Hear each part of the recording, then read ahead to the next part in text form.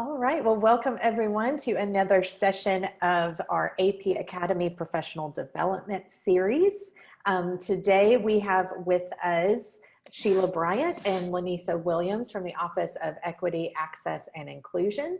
And they're here to tell us everything we need to know about their office and all of the really great initiatives and programs that they offer.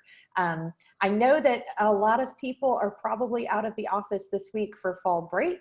So we are recording this session and it will be posted on our website for you to come back and watch whenever you need to. So I will hand it over to LaNeeca and Sheila when she's able to join us. So good morning or good afternoon or whenever you may watch this. So again, LaNeeca Williams from the Office of Equity, Access, and Inclusion, Chief Diversity Officer and Title IX Coordinator.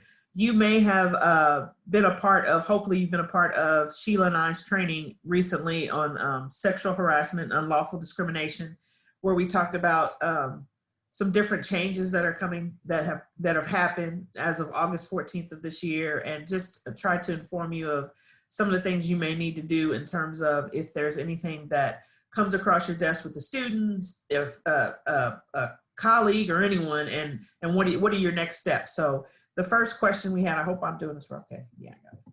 The first question we just had for you is, do you have any questions about sexual harassment and unlawful discrimination? We didn't want to spend a lot of time on this, but we wanted to know if anyone had any questions, in particular about Title IX, and sexual harassment now has some different components that are going to be added to it, with every complaint having to go through a live hearing. Changes the scenario a little bit in terms of what we've done in the past for investigations. In the past, we would do an investigation and only a hearing would only be involved if someone decided to appeal the complaint after Sheila and I made our final determination. But now every investigation, once a complaint is filed and investigated, will now have a live hearing. So we always want to let people know that changes everything a little bit. We still want our students to know that we're going to be as sensitive as we possibly can be, even though there is a live hearing, and supportive, and explain every step of that process to them, just as we have in the past, and how that works. Also, just to remind everybody that our university still requires everyone to be a mandatory reporter. So at any point in time, if someone comes to you and reports something to you, either in a paper or in person, that you should call our office immediately and talk to us about that situation so that we can help that student deal with those issues. So I don't know if anybody who's a part of this right now has any questions. So I wanted to allow you, if you do have any questions, maybe I can answer those questions. Otherwise, I'll just go ahead and go forward. But does anybody have any questions about anything you may have learned from that training? We're good? If anyone does, feel free to type it in the chat box, or just go ahead and unmute yourself and speak up. That's totally fine. We're informal around here. Yeah. Okay, so I'll go ahead and move forward, but yeah, please, if you do have a question that comes up a little bit later, put it in the chat box and we'll answer it at the end of this. So there's a few things that we wanted you to know about our office, and some of the things that we're working, some of the offices we're working with, and some of the things we're trying to do. So some of our campus-wide diversity initiatives. We partnered with President Whiteside and the Diversity Committee. And the Diversity Committee is made up of several constituents across our campus community. We even have an alumni member, a community member that's a part of that Diversity Committee. And so we partnered with President Whiteside, who had this terrific idea about a program initiative called A Place at Our Table. And really what it is pulling folks across our campus community together, from students, faculty, staff, and having these small, what I call trust circles, but really discussion groups. And so they'll be led by trained inclusion coaches, and those coaches were actually trained, I think last week. My days are all mixed up. Ashley's actually one of them. So trained last week. There's a lot of terrific inclusion coaches. I was bragging about, we had a meeting at 3 o'clock in the afternoon, and all of the inclusion coaches were smiling and happy. And I was like, you never have a meeting at 3 o'clock in the afternoon where people are happy and excited about having that meeting. So I'm really excited about those folks that are inclusion coaches, and then the opportunity to have these small discussions or trust circles across our campus community. And it's all going to be based on, things that are going on with the racial unrest and social injustices that are occurring in our country, we really wanted to have an opportunity for people to talk about those things. So that is where that initiative came from. President Whiteside had an opportunity to be a part of something like that this past summer. And so she wanted to implement that on our campus. So it's called A Place at Our Table. And if you're interested, you can still sign up. You can contact myself or Marcus Hayes. There is just a small little application just to find out what you might be interested in. It's nothing, you know, that's too tough. It's just a small application to find out what you're interested in so that it'll help us in terms of placing you into discussion groups. But please, if you have the time, the groups will all be set up based on the times for the folks in the group. And if you have the time and want to be a part of that, I think it's a really worthwhile initiative that we have on our campus. So please sign up if you have an opportunity to be a part of that. So I want to encourage that. Something else that I'm really happy about, and again, this is Ashley, is the president of our African American Employee Council. Really, we have a great president. We have a great group of people who are working to do some terrific things on our campus, who already done a lot of great things on our campus. But our office, again, had an opportunity to partner with the AAEC in a Partner in Justice Ally workshop that we held this summer, right after the George Floyd situation, and then with Bryant, and just what we wanted to do. What we wanted to do is to make sure that we had an opportunity for folks to understand what they needed to do in order to be allies for people that may be feeling pain or hurt or just going through, and there's a real term out there called racial fatigue. So just folks that are dealing with issues surrounding all the racial issues that are going on in our country now. There are other people on our campus too who want to be supportive. And so we wanted to provide a opportunity to help those folks understand what they can do, how they can better educate themselves, how they can have, how we can bring about more awareness for those allies. So we offer that Partner in Justice Ally workshop.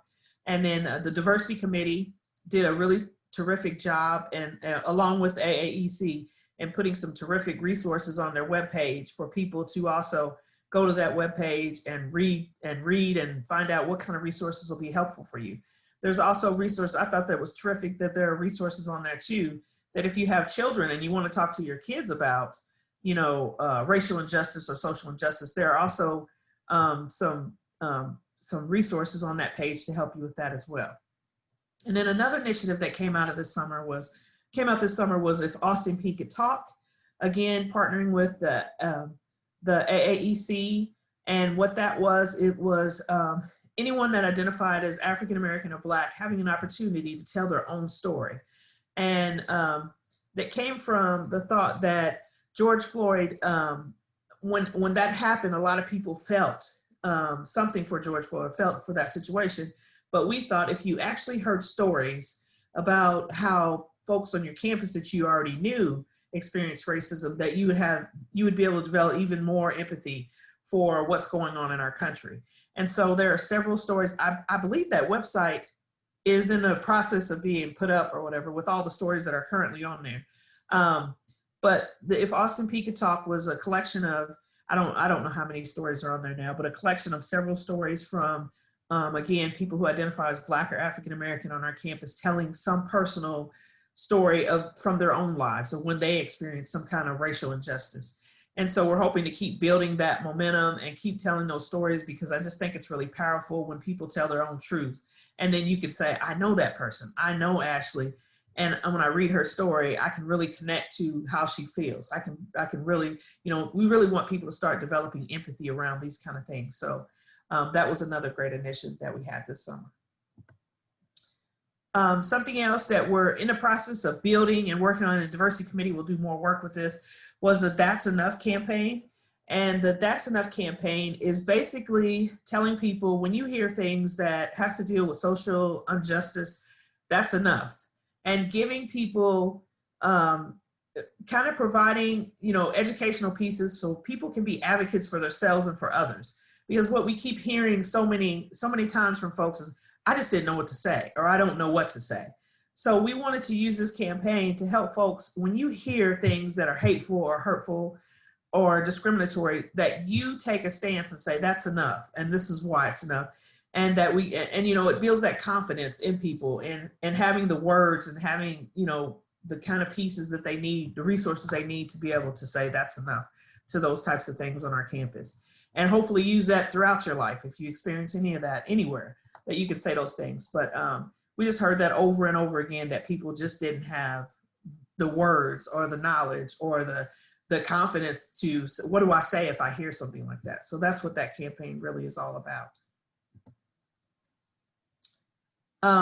Sheila, I don't know where you want to chime in, so I'll keep talking. You know, I can talk forever, but go right ahead. I'm good. So something else that we're really proud of is the campus-wide diversity statements that are happening across our campus.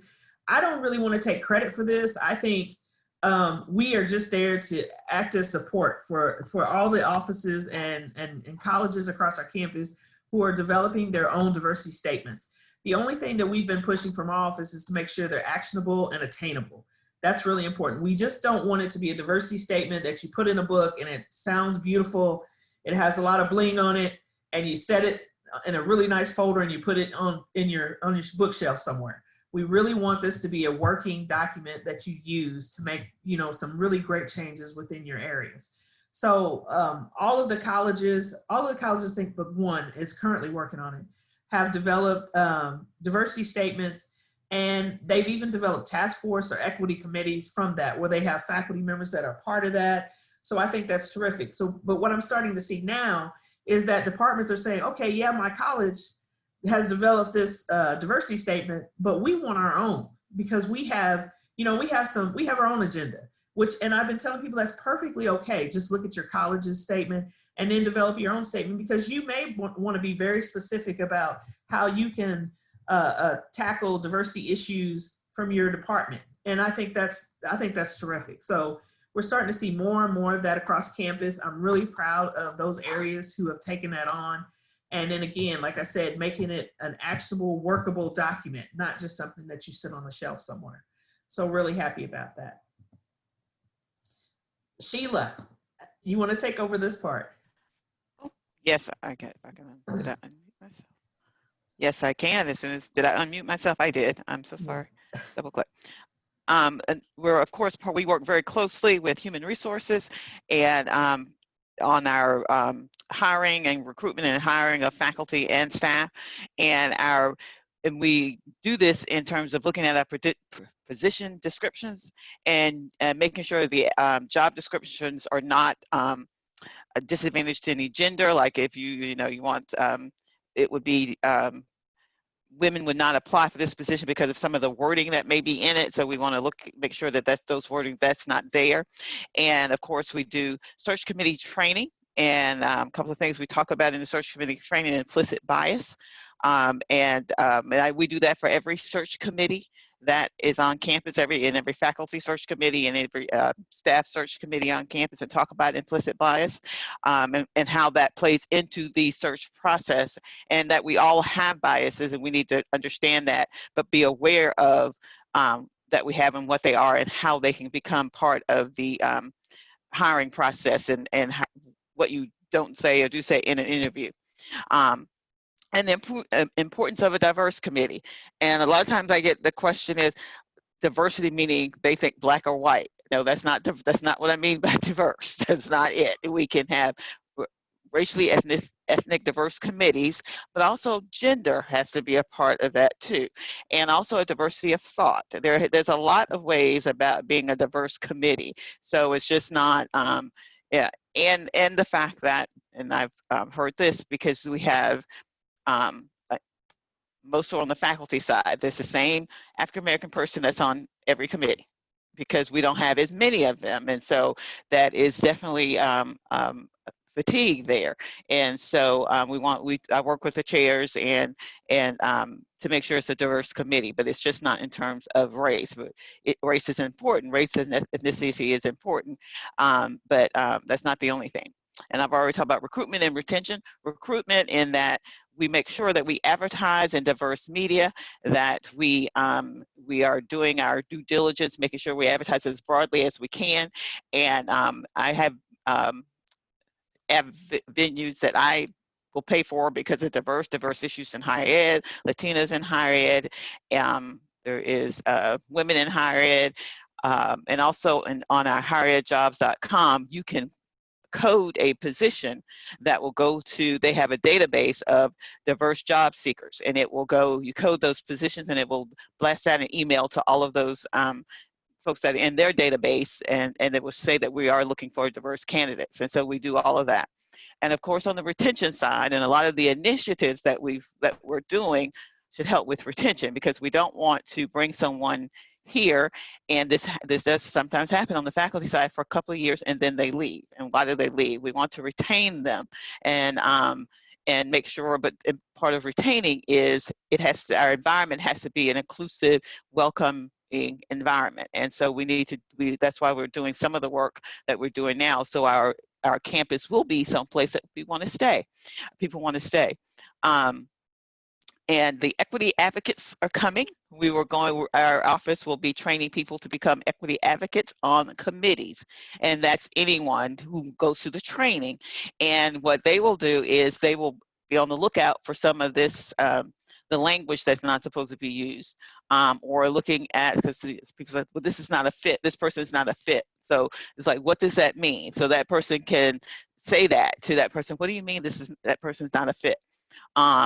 Or, you know, those people, who are those people, those kind of languages. So that person's equity advocate will have the training to be able to be able to respond to that, where the other committee members may not be able to. So they will be empowered to do that. So that's what we're doing in terms of partnering with human resources.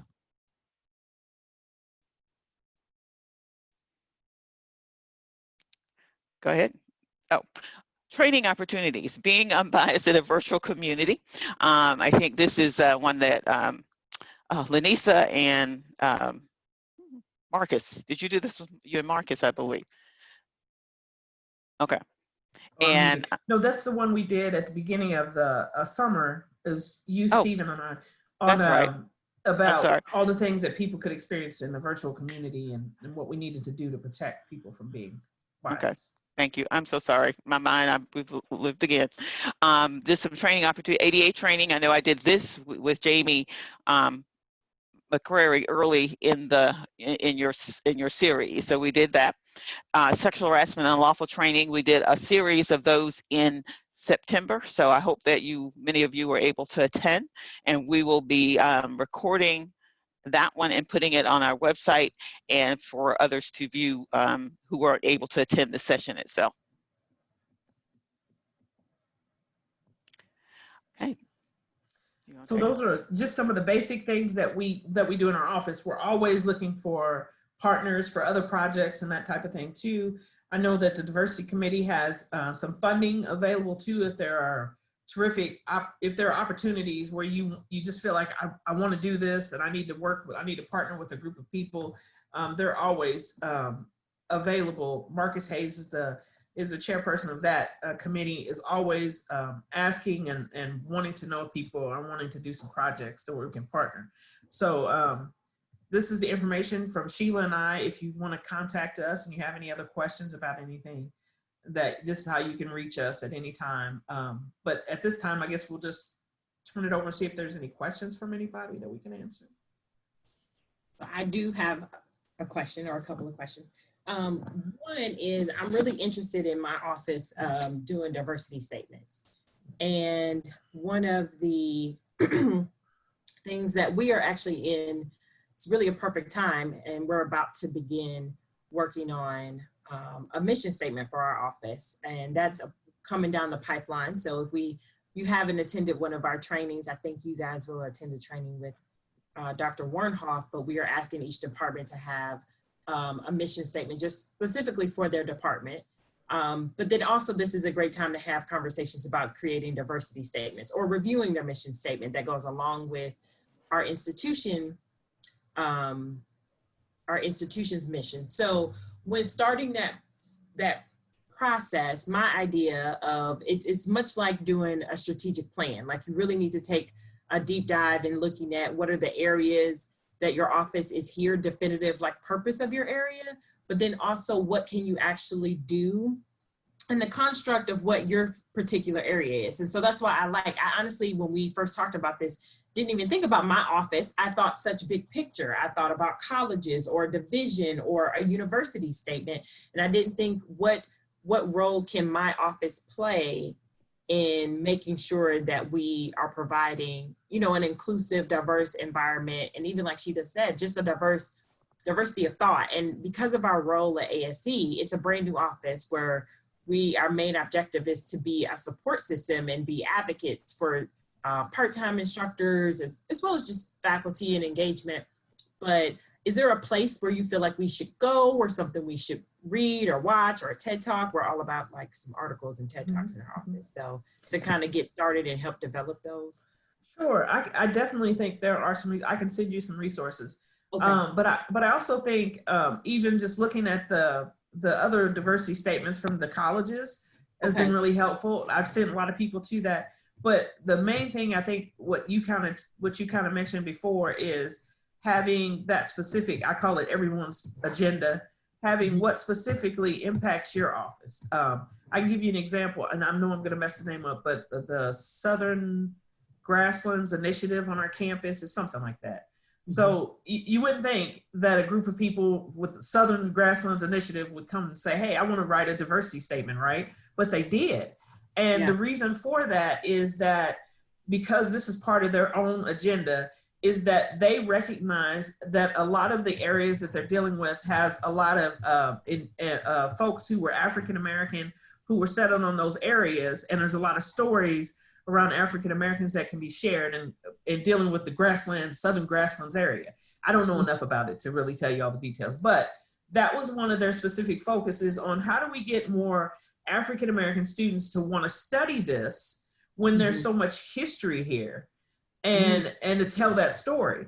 So we worked together, and of course their college had already developed a diversity statement, but they wanted to be even more specific because what they were looking for was to recruit specifically African-Americans into the program who could tell this history of this story. So that's what they're going to base their diversity statement off. That's one of the pieces that they felt was really important. So again, I think the first thing you need to do is, you know, have that meeting with folks in your department, say what's really important to us in terms of diversity. And then that first step, then look at, you know, I can send you those. I can send you some other resources that'll help with that, but also looking at the colleges and what they've already done and say, oh yeah, we can connect to this or we can connect to that, and borrow that and use that and say, yeah, this is part of what our agenda is too. You know, and I always say, I always use agenda because people always think when you think about having a hidden agenda or something like that, that people get up, well, what is the hidden agenda? Well, in diversity, everyone has an agenda, and that's okay. We should be, but what we should want to do is embrace every single agenda that's there, because that's what diversity is all about. So that's why I say, hey, embrace the agenda, figure out what it is, what do you want to target, what specifically, and make sure again that you can do it, that it's attainable for you all to do. So that's what, and I can send those things to you, Ashley. Okay, perfect. Thank you. My other question is about the equity advocates, and I'm quite excited about that because I feel like I've unofficially been doing this role for quite some time.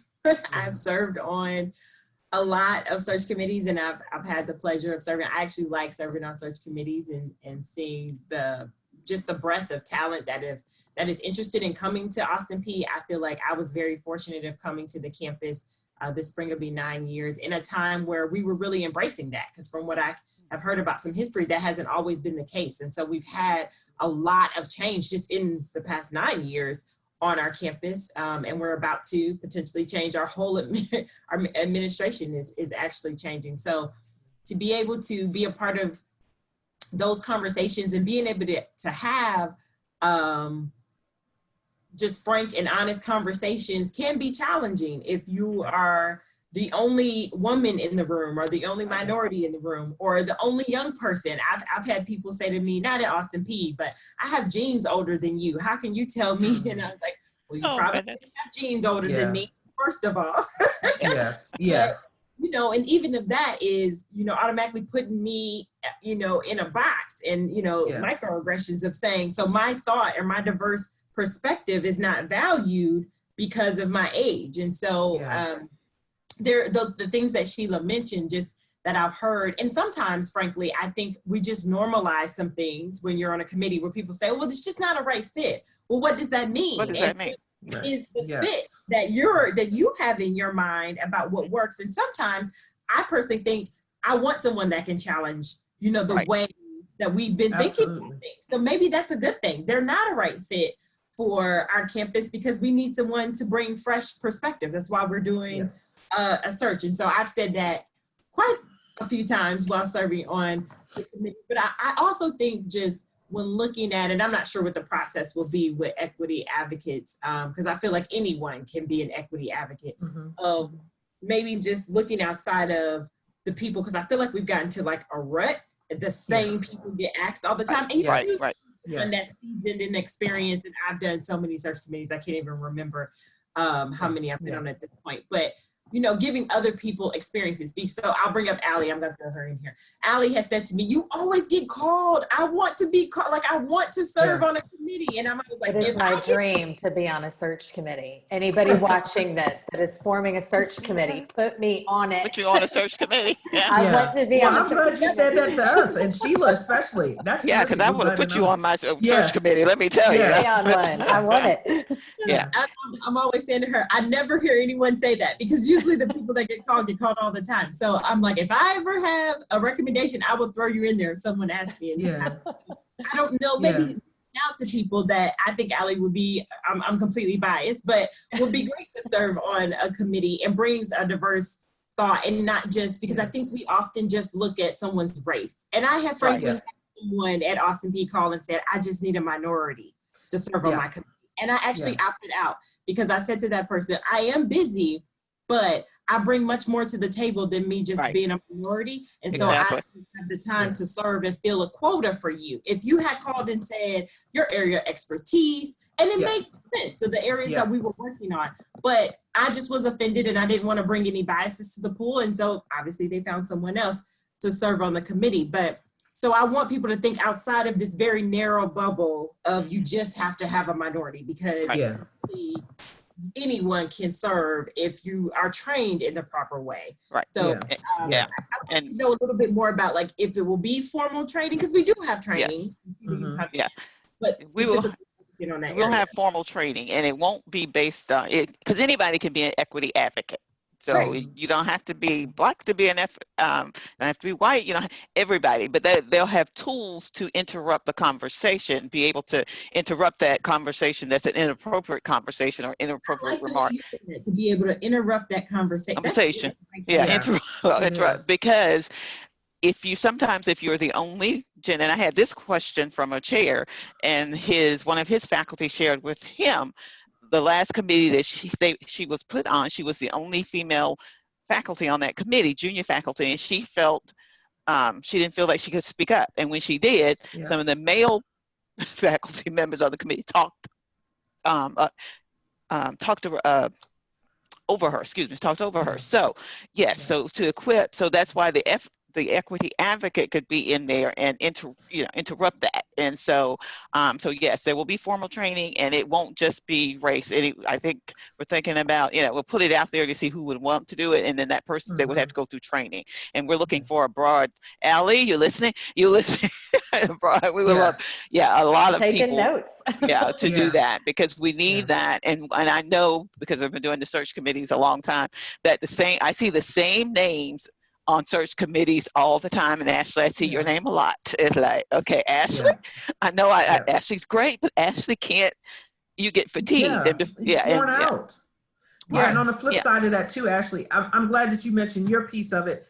But what I heard when Sheila and I began this conversation a year ago, what I heard was that people who were subject matter experts, and if they were people of color, felt like that didn't matter, that talking about equity overshadowed their subject matter, being a subject matter expert on a committee.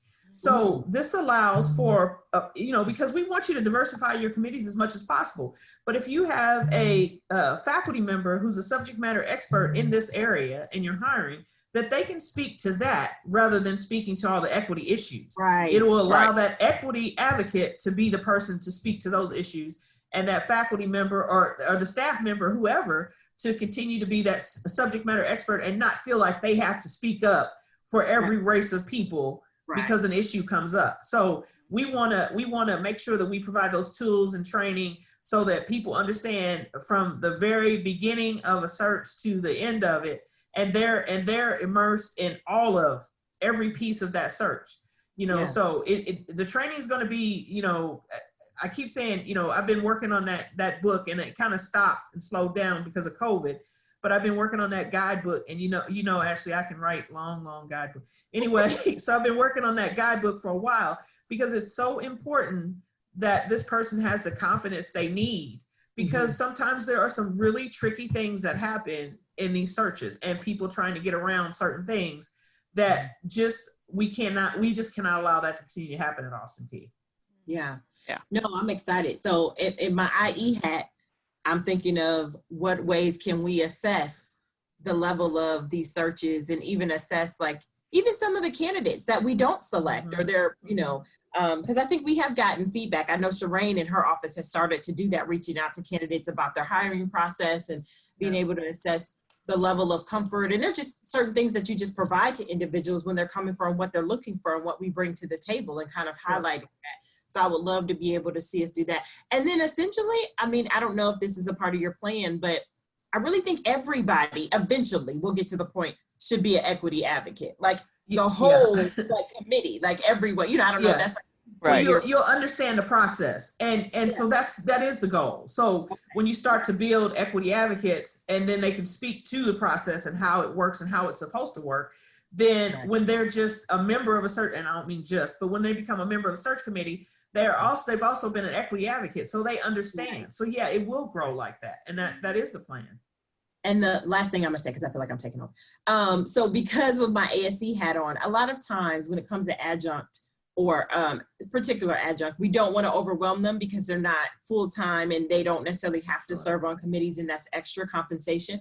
But I think there are times where it's appropriate to even branch out to our adjunct and part-time instructors and get their area of expertise, because what we're finding, and Allie is starting a council called CASE, and that's the Council for Adjunct Support and Engagement, to get their perspective and bring them into the conversation. So if there's anything we can do through that council, we're getting their, you know, if any of them want to be equity advocates, I want to make sure that it's not just for full-time faculty and staff or whatever. Yeah, that was my question, Ashley. I'm thinking of all of these wonderful initiatives that your office is overseeing, and how we can include our adjunct and part-time instructors in that as well. And so that was going to be my question. Are they able to become equity advocates and things like that?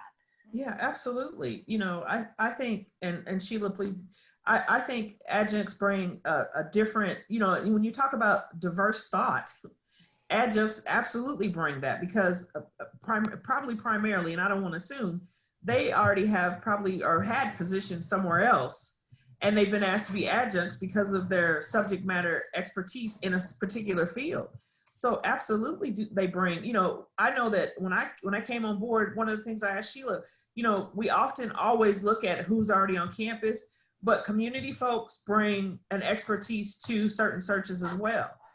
So why wouldn't adjuncts who've had all of this experience out in the world and then come and they teach, why wouldn't we consider them to be a part of something like this? Of course we would. Yeah, absolutely. And we have adjuncts, temporary faculty or adjuncts who've taught with us for years. So we have that. I mean, we have long-term, they're not adjuncts really, they're long-term members of of Austin Peay. And so absolutely, they would be absolutely considered to be in this group of equity advocates. Yeah, absolutely. And it's part of professional development too. You know, it's I always say, you know, any opportunity you have to put tools in your toolbox. So if there's something, you know, for me, finance administration is not oh my goodness, I get nervous about that. But being a part of that and learning more about that should be something that I want to do. as a professional. You know, the more that you can learn about different areas, even if it sounds scary, it develops you more professionally. And again, it's tools you can put in your toolbox that you never know down the line where you may use that tool again. Mm-hmm.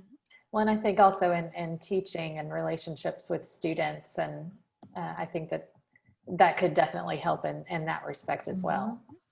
Yeah, I was thinking the same thing because this all goes so well. I'm like, y'all need to come to my class. Like the class that is a senior capstone course that just is geared towards seniors College of Business majors are going into the workforce, and how important these conversations are just being able to address, or in an interview setting and skills. And we talk about all of these things, but even in the midst of like your workshop on, you know, that I think you said being unbiased in a virtual community, that's, you know, that's hard. Like these are real conversations that I don't think we've really had before. And I'm teaching an online course, and some students have written, I don't want you to see the background of my house, or whatever the case may be. And for me, that's the furthest thing from my mind, but I've taught everyone how to do a virtual background. I've taught everyone in my class. Those are things that don't have anything to do, but you may be feeling, or as an instructor could feel, oh, those students just want to not really pay attention. That's why the screen is not on. It has nothing to do. And that's creating an unbiased thinking that you're not even really thinking about it like that. And when I always say, I'm like, these are recorded, but I could care less what you got going on in the background. The kids can be running back and forth. You know, I have a lot of adult students. So when we're meeting in the evening, I just want them to be there. And so creating those type of environments. So I noticed the first session I did, 2 people had their screen on. Nobody had their screen on. And so I said that, and then I sent it out as a notice, like, we really want you to engage. And the more I've had these, more people have had their screen on, or kids, you know, waving in the background. I'm like, hey, what are you doing? You know, so you have to create, I think, those environments and just show compassion in the midst of what we have going on. And I'm just really just amazed at how well my students have actually been done of just communicating, just being open. I've been trying to, I have a lot of students, I got about 70 students. So I've been trying to keep my communication open with them as much as possible. But being able to show kind of compassion in the midst of this and everyone's situation, I think is really important. And those are things they will be taking to the workforce. And I'm trying to get them to understand, like, just as much as I'm trying to show compassion to you, if you're going into the workforce, a couple of them have their own businesses already. They're just getting a degree. And so these are really great tools, I think, for professional development that we need to encourage even our students to attend your workshops or listen to recordings. So really great valuable. Yeah, we appreciate that. I mean, that's one of the greatest components of leadership, is to have that sense of belonging. And I think that's what our office deals with on so many different levels, even down to what you're talking about, and making sure that people understand how to put the background in there, but can still feel like they belong, or they're a part of this classroom, this classroom environment that you're setting up. So I think that's what Sheila and I work on all the time, is make sure that we get great people here and that they want to stay, and they want to stay because they feel like they belong here at RCP. Absolutely. Absolutely. I had another quick question for a place at our table that you mentioned. How do we go about signing up for that? Do we just email your office, or is there a form for that? You can email me or Marcus Hayes directly. And Marcus has a kind of quick application. I say application, I'm not sure what to call it, but it's a quick application. It's really just to see what you're interested in terms of why you'd want to be a part of something like this. And then that helps us to pair you with discussion groups where we feel like you're going to get the most out of being a part of a certain trust circle. So a real simple process. Okay, and that's something that our adjunct and part-time and temporary instructors can do as well? We already actually have some of your adjuncts that are doing it. So Wonderful. Yeah, I would encourage all of them to be a part of that. And it's a great, I keep saying it's a great way to network, because we're trying to pair people with folks that they may not have ever had an opportunity to have any kind of discussion or conversation with on our campus. Okay, so, wonderful. Absolutely do that. We would love to add more people to that. Great. I'm going to email Marcus today. I want to be part of that. That'd be terrific. Well, we have a few more minutes. So if there are any additional questions, if anybody wants to chime in or ask any additional questions. And of course, LaNeeca and Sheila are always available via email or by phone.